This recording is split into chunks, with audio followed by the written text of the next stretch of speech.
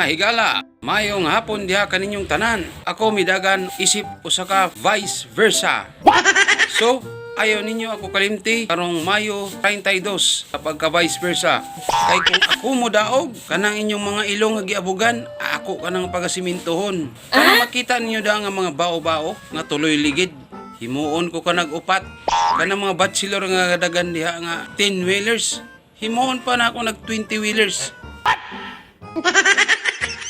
Nang mga single motor nga duhay ligid, himuon ko ka nagtulo, magsunod. O kanang mga bike, ana sa ibabaw ang ligid, ang tao na'y magdagan.